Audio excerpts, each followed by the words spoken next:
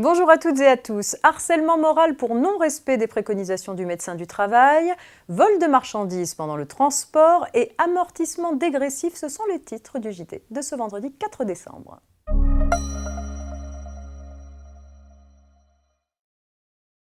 C'est une affaire de harcèlement moral pour non-respect des préconisations du médecin du travail qui ouvre ce JT.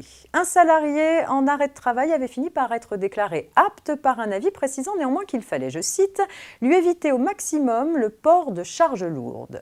Un second avis d'aptitude, émis quelques mois plus tard, indiquait lui une aptitude sans port de charges lourdes de plus de 25 kg manuellement.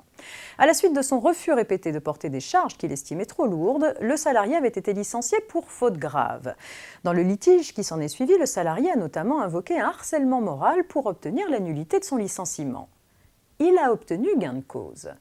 Rappelons que les agissements répétés de harcèlement moral qui ont pour objet ou pour effet une dégradation des conditions de travail d'un salarié susceptible d'altérer sa santé sont interdits. Or, l'attitude de l'employeur qui a consisté à ignorer les préconisations du médecin du travail en confiant de manière habituelle au salarié des tâches dépassant ses capacités physiques eu égard à son état de santé a mis en péril cet état de santé. Les juges ont donc considéré que cette attitude caractérisait bien un harcèlement moral.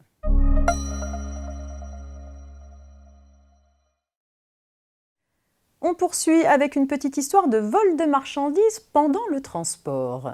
Chargé d'acheminer en France des produits cosmétiques, un commissionnaire de transport fait appel à un transporteur routier. Au cours du transport, la remorque, laissée en stationnement sur un parking, est volée pendant la nuit avant d'être retrouvée vide.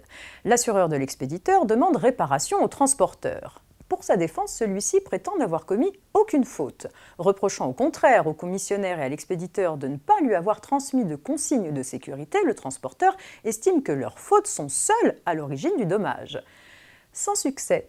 En effet, le transporteur est garant de la perte des objets à transporter. Seule la force majeure peut lui permettre de s'exonérer de sa responsabilité.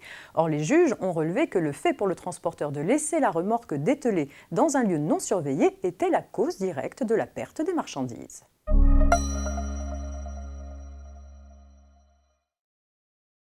Certains biens d'équipement peuvent à certaines conditions donner lieu à l'application d'un amortissement dégressif. Il doit s'agir de biens neufs dont la durée d'utilisation n'est pas inférieure à 3 ans et visés spécifiquement par le Code général des impôts. Le fisc considère que les investissements hôteliers peuvent se voir appliquer l'amortissement dégressif, mais pas les investissements des exploitants de camping. Suite à un recours formulé par la Fédération corse de l'hôtellerie de plein air, le Conseil d'État a confirmé cette exclusion. En effet, l'amortissement dégressif s'applique aux investissements dans les établissements hôteliers qui proposent un service d'accueil et des prestations accessoires telles que le nettoyage des chambres, la mise à disposition de linge ou le petit déjeuner.